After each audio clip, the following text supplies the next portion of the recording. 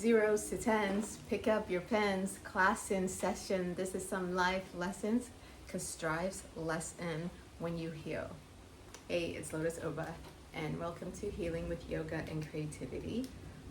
Today's video will be picking up on our last video on the reading is fundamental part.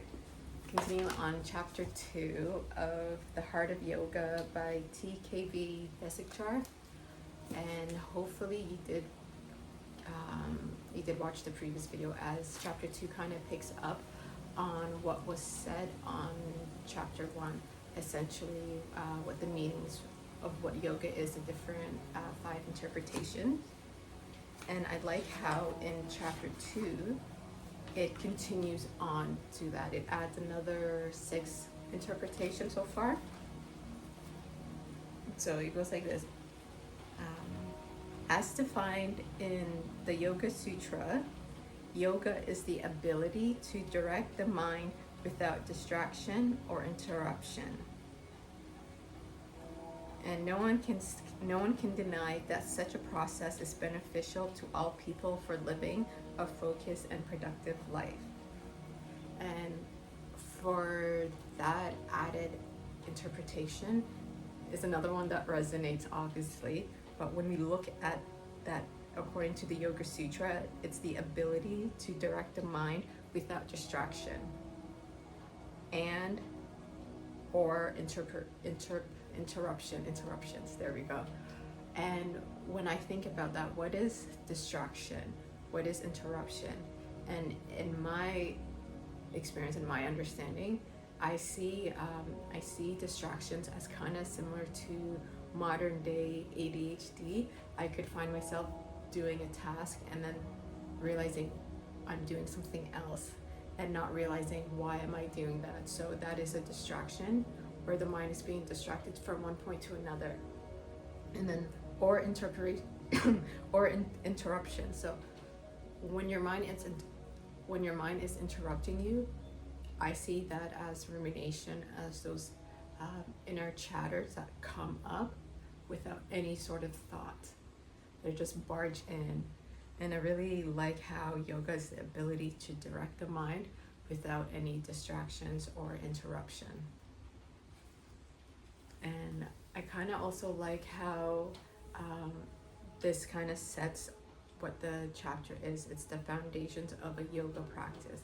And when we see the mind as a foundation, when we see it based on distraction and interruption, we can kind of get a general sense of where this chapter is going to be going. And as I mentioned earlier, a lot of yoga, this is the chapter that kind of expanded my mind, because I started to see the mental side of it. And when we see that is a definition of distraction and interruption, I was like, okay, there's something more to this, especially when you're on a healing journey. I was really mind expanding on that. So let's start up with this chapter. So it's kind of divided into 3 subcategories. And the first subcategory is called perception and action. So an important concept for the Yoga Sutra has to do with the way we perceive things. And it explains why we're always getting into difficulties in life. If we know how we create such problems, we can also learn how to free ourselves from them. And reflecting on this, I think about what is the foundation of the way we perceive. And unfortunately, folks who have CPTSD, that is very, very tainted, because our perception was formed during a crucial formative period, and unfortunately certain circumstances such as war, abuse, neglect, all of that, it's going to taint our perception. And I like how it goes, like the Yoga Sutra explains how we perceive things and how we can essentially find ways to work through that perception, All right, so it goes on to expand. The Yoga Sutra uses the term Avidya to describe these 2 ends of the spectrum of experience. Avidya literally means incorrect comprehension, describing a false perception or misapprehension. Avidya confuses the gross with the subtle. The opposite of avidya is vidya, which translates to correct understanding.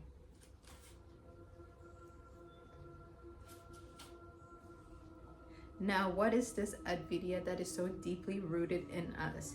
Avidya can be understood as the accumulated result of our many, of our many unconscious actions, the actions and ways of perceiving that we have always been mechanically carrying out for years. As a result, these unconscious responses, the mind becomes more and more dependent on habits until we accept the actions of yesterday as the norms of today. Such habitation in our minds and our perception is called samskara. These habits cover the mind of avidya as if obscuring the clarity of consciousness with a flimsy layer. And in our cases with CPTSD, that flimsy layer is literally trauma. And when I read that and when I was reflecting about my own avidya and that flimsy perception, and then linking it to this new, I've heard of this term before, samskara, but I didn't understand the literal meaning and how it applied to yoga. But samskara is a cycle. So your habits, you're repeating the same thing over and over again. And this concept of avidya really set the pace for me in terms of why I decided to go on this healing journey with yoga.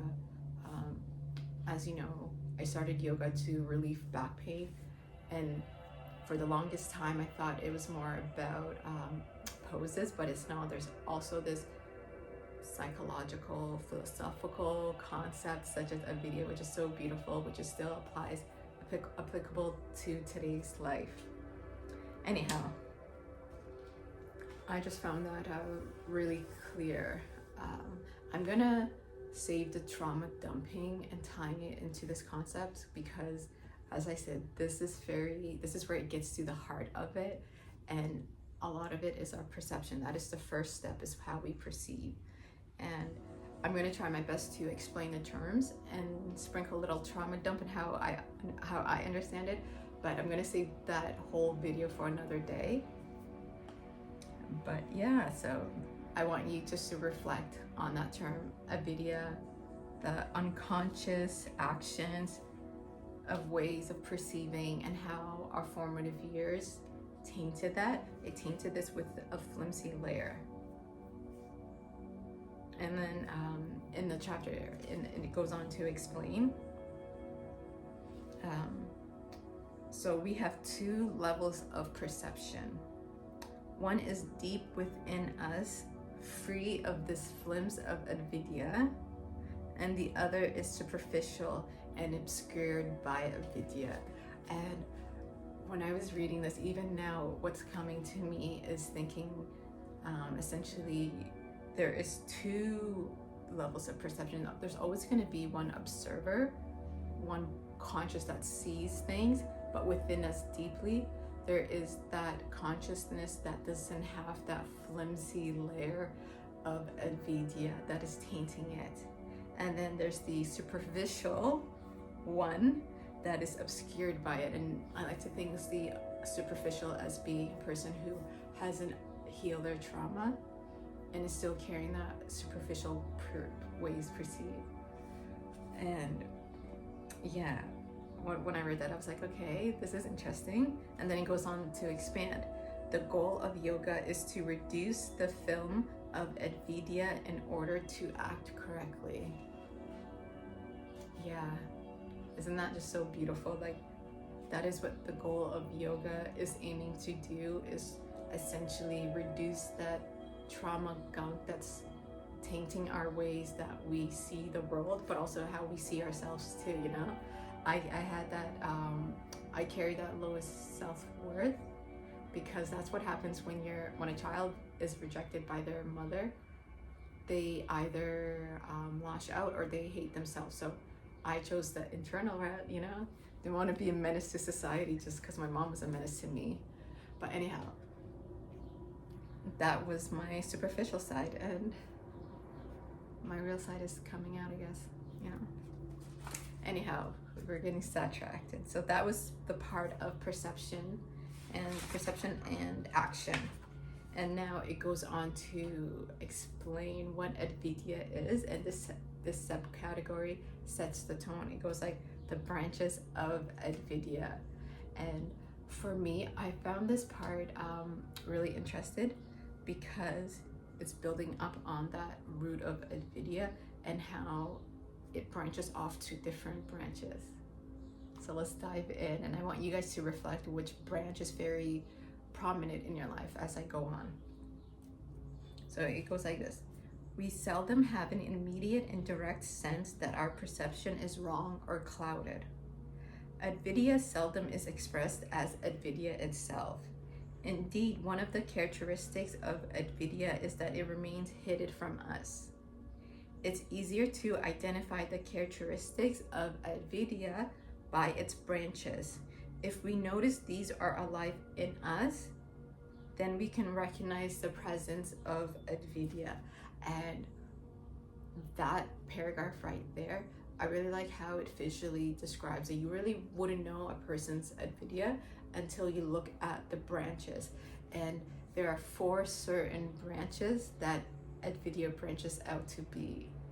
And a person can either be fully one branch, or they could have maybe just 2 branches showing, or a person could be really, I don't want to say damaged, but like they could have all 4 showing, you know? So let's get into these branches. The first branch of Avidya is what we call the ego.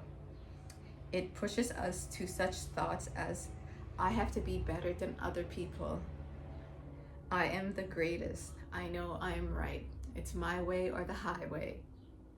Yeah, this branch is called Asmita in the Yoga Sutra. So the Yoga Sutra has, oh gosh, someone's gardening outside. I hope it doesn't ruin it. Okay, so the Yoga Sutra has a concept that talks about the ego, and we know in our present day, we got a big ego, such a big ego. Like, you know, like ego is such a big thing. Oh gosh, why do you gotta come closer? Thank you, universe, for stopping. But anyway, so that is the very first branch that comes from Avidya, is our ego. So when you think about CPTSD, unfortunately for me, my trauma literally was from birth and onward. So as you know, I was born in Somalia, but by the time I was around 8, that's when my ego subconscious formed. And when I reflect, my Avidya had so much tainted perception that my ego was based on how my mother was treating me, and when she was rejecting me based on her cruelness, my ego, instead of being I am the greatest, was like I am unloved. What is wrong with me, kinda, you know? So I want you to reflect what your first branch, all of our first branches, it's going to be obviously the ego. And what does your ego say about you? Are you the type of person that says, I am the best? Or are you the one that's self-loathing? Or what is the reason for it? And the Yoga Sutra looks to explain that. And then we move on to the second branch, which is, so the second branch of Avidya expresses itself in making demands. This is called rug. We want something today because it was pleasant yesterday, not because we really need it. What we do have is not enough, and we want more of it. We want to keep what we are asked to give away. So essentially, this is the second branch that comes out of Avidya. And when I think about it in my life, the greatest thing that I want to express demand for, but also tying to the mind, is sugar. When we think about that sweet tooth that constantly our bodies wanted more and more, I saw that as a form of raga. And there is science behind why we like sugar, why some people are addicted to sugar. It's because it triggers in our minds the same receptors for dopamine, aka sugar is a drug. It's a fucking drug. It's an addictive one. That's one of my battles. That's the reason why I lost a bunch of weight, was cutting out sugar. I haven't cut it out completely, but that is just, I can see that branch of ragu coming out with sugars and others, other stuff. And then there's the third branch. The third branch is called the Vaishya. And the third branch of Avidya is a certain way, the opposite of ragu. The Vaishya expresses itself by rejecting things. We have a difficult experience and are afraid of repeating it. So we reject the people, the thoughts, the settings that relate to that experience. The Vaishya is also causes us to reject those things with which we are not familiar, even though we have no history or negative experience with it. So for me, reflecting on the Vaishya, there is a lot of things that I rejected based on CPTSD, and even now in my healing journeys, I tend to reject, I don't care, I'm gonna say it, I tend to reject religious folks. If I find out a person's wearing a big ass cross down their chest, if I see they're hijabi, okay, maybe, definitely they're hijabi, I'm still gonna say, I just don't, they remind me of religious trauma, and that certain mindset is why I avoid it, even the men. It's just not the women's. But as CPTSD, I see the reason why I'm rejecting them. It's because they remind me of past experiences. And we are afraid of repeating the same traumas because they're religious, But yeah, I can see that branch is still active in my life, but we listen and we don't judge. But I want you just to reflect on what other bad experience that CPTSD might have had on you, that now you're doing the healing journey and you're realizing, all right, is this a branch of the Vaishya that I am avoiding? All right, and finally, the last and final branch is called, all right, Abhinim. Oh gosh, this is a really hard one. Abhinim Vaishya. It means fear. Okay, that is a hard word to pronounce, but this is perhaps the most secretive aspect of Avidya, and its expression is found on many levels of our everyday life. We feel uncertain. We have doubts about our position in life. We are afraid that people will judge us negatively. We feel uncertain when our lifestyle is upset. We do not want to grow old. All these things are an expression of Abhinivesha, the fourth branch of Avidya. And when I read this, when I tell you, it hit me like poof, because I am a fearful avoidant in recovery, not trying to be afraid.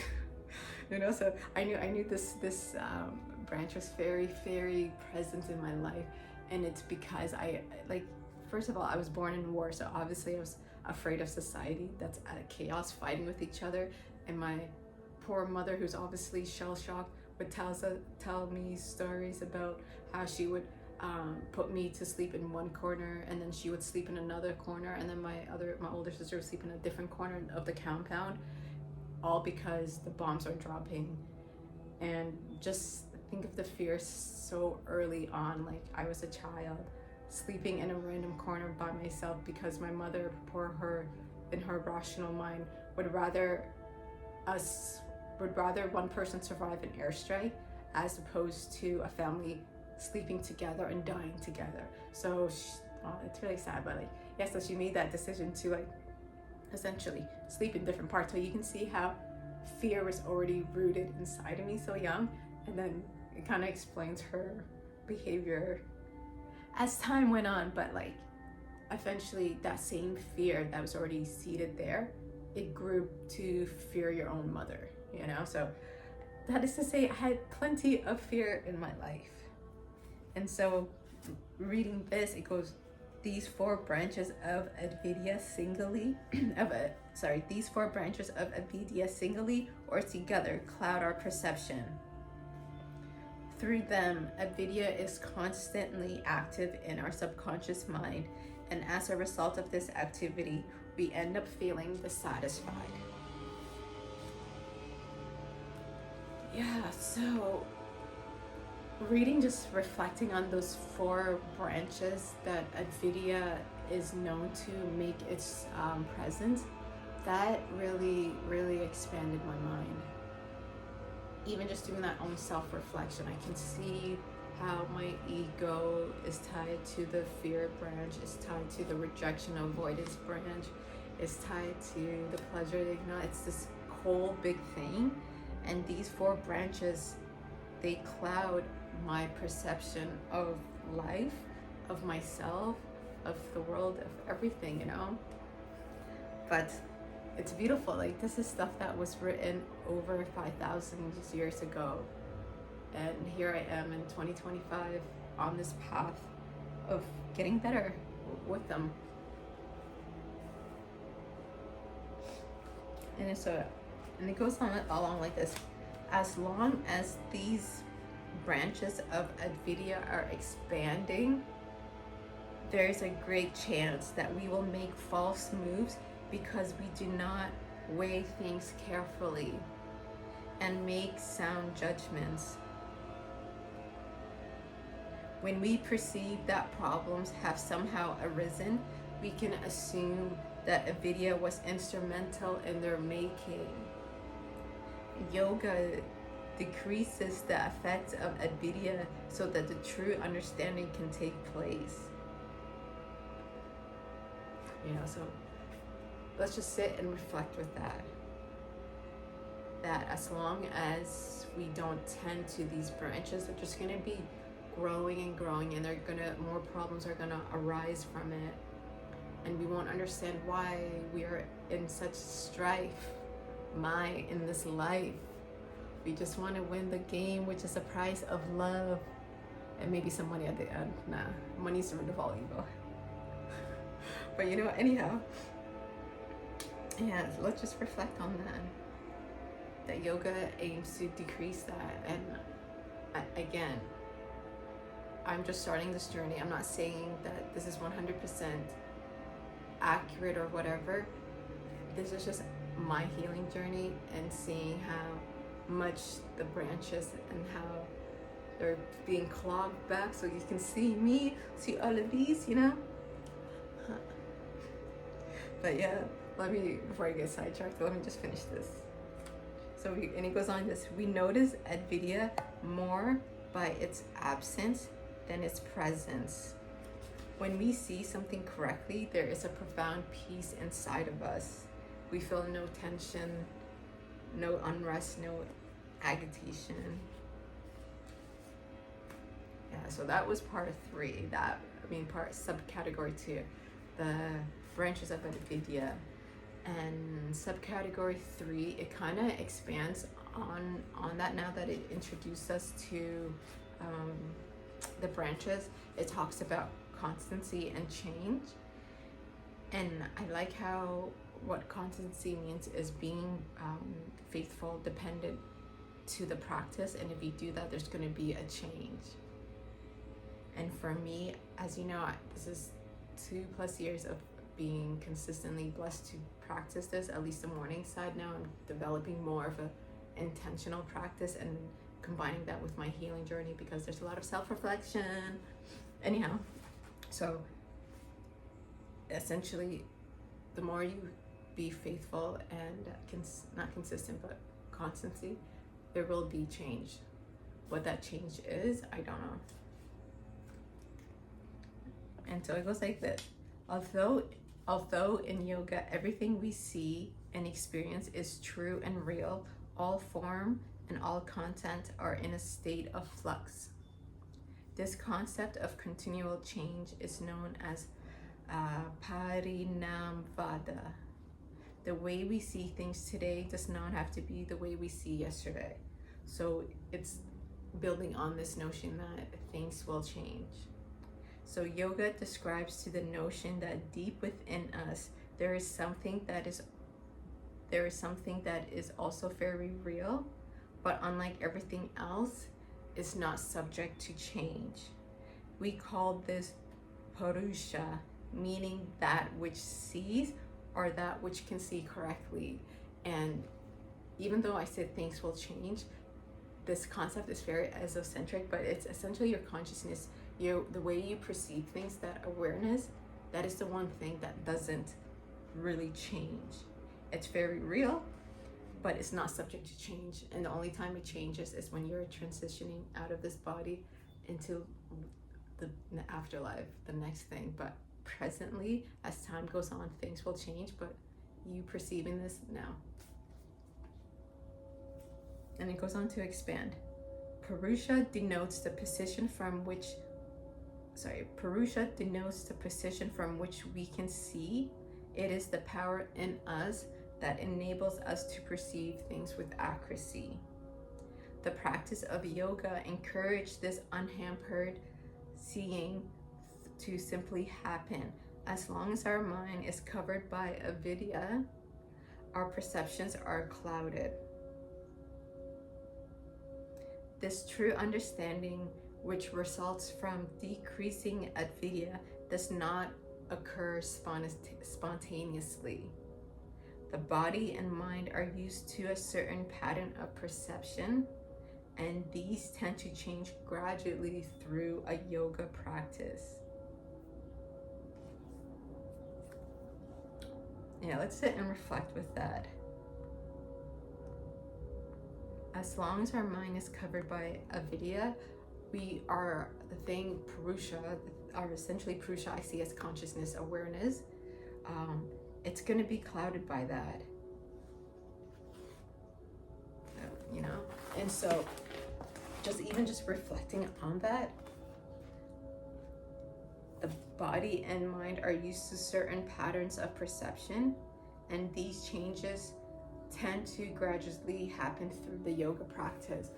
And so the yoga practice is essentially trying to get you out of that samskara, that habit of doing the same thing, but actually looking within yourself.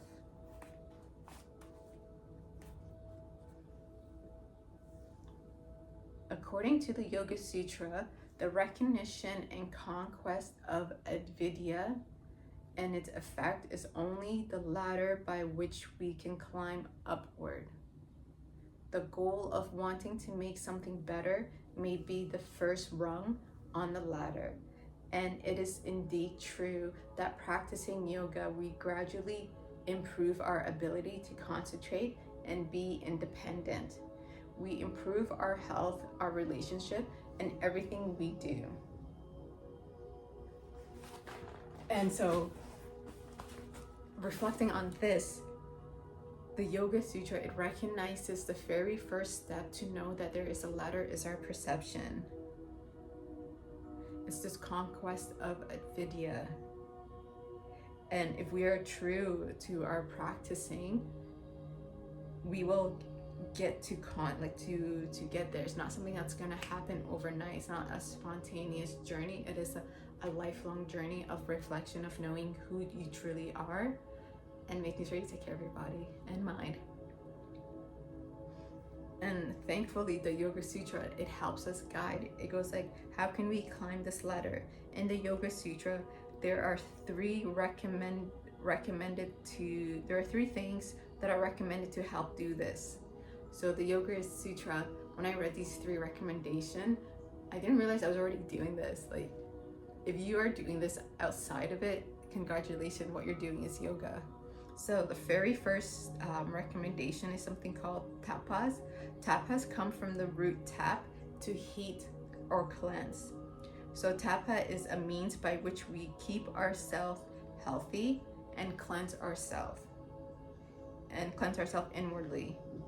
And so my own understanding is tapas is essentially making sure you keep yourself physically fit and active, but also ensuring that you are eating proper nutrition to fuel your body.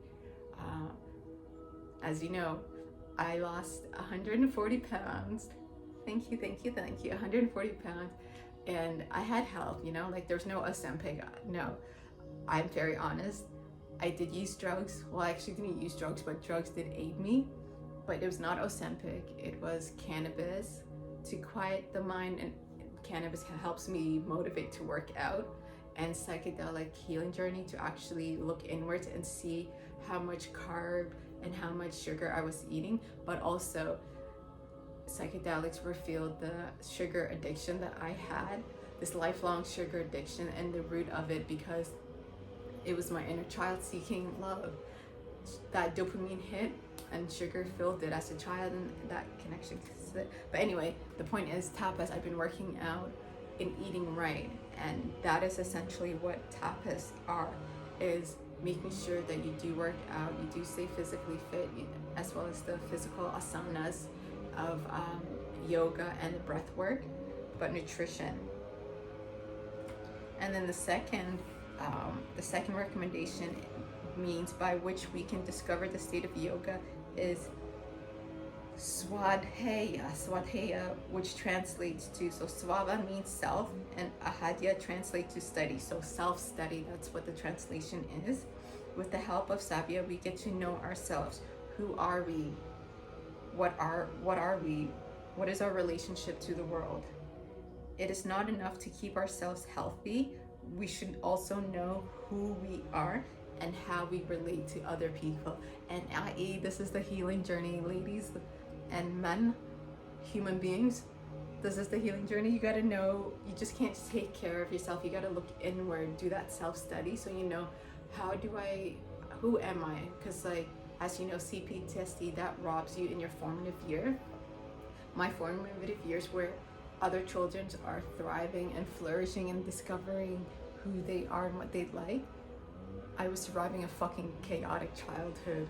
Nobody got time to think what Lotus likes. Lotus doesn't even know she's good at words. She just lets them flow on camera. Sometimes people like it, you know what I'm saying? But that's the point of childhood. You get to and I do remember when my creative side was showing as a toddler, drawing, my mother would be like, haram, you cannot draw an animal, you cannot draw a flower. Allah's gonna ask you on Judgment Day to replicate that if you continue. Like, that's religious fear, And so I had to suppress that creative side, because I didn't know it was obscene for me to be perceived, and to survive any sort of beatings, I had to suppress that. But now I am an artiste.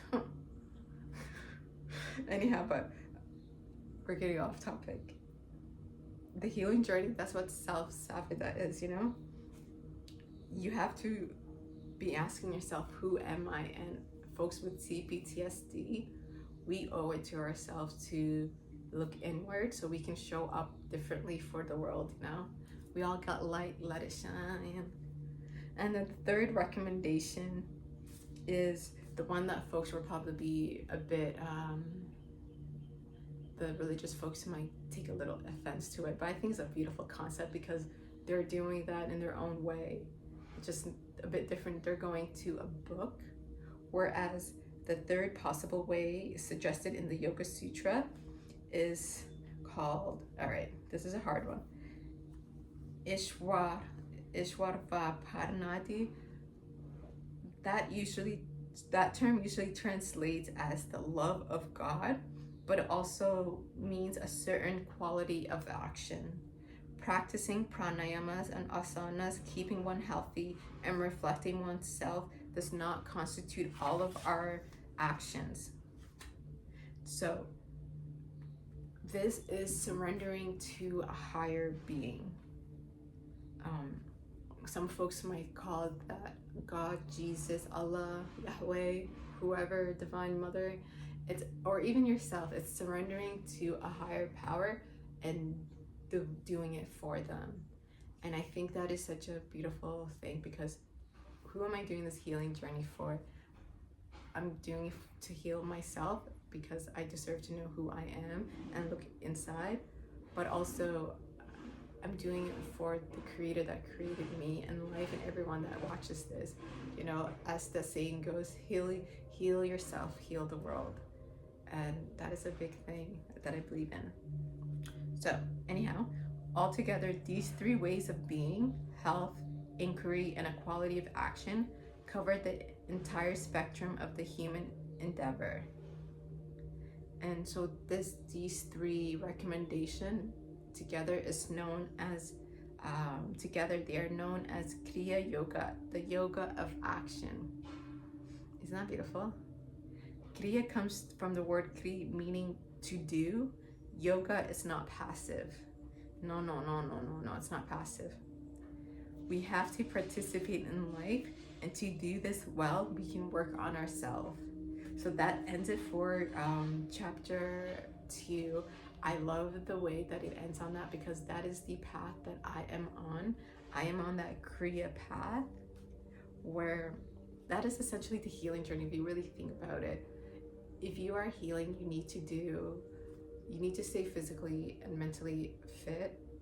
At least the mind-body connection is true. This is the fittest I've been in my life. I used to be 270 pounds. And then as I started this healing journey, I lost 70 pounds, bringing me to 140.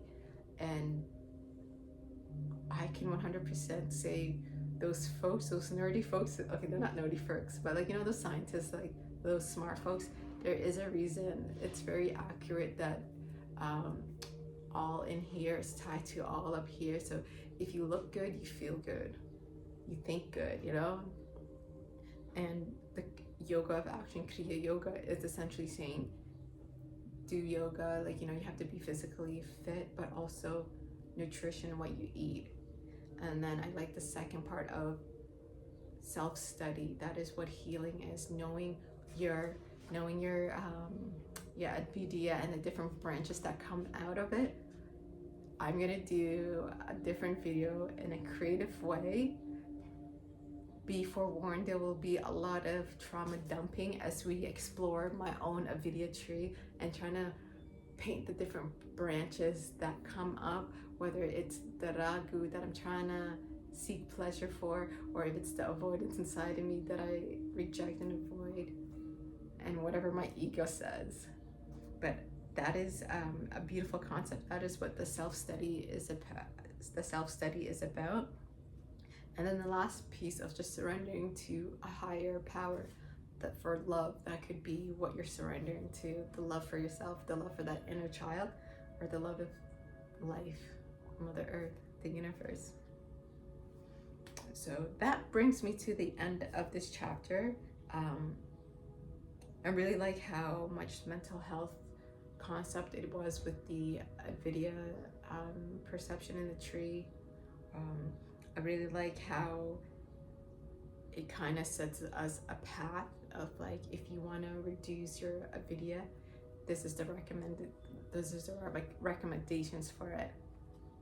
And I do have some discussion questions that we will get to and to reflect on. But to save for time, we'll put a pause here. We could drop our pens. Class is done. The strives are lessening because life is getting better when you heal. I'm Lotus Oba. Thank you for watching. This is Healing with Yoga and Creativity.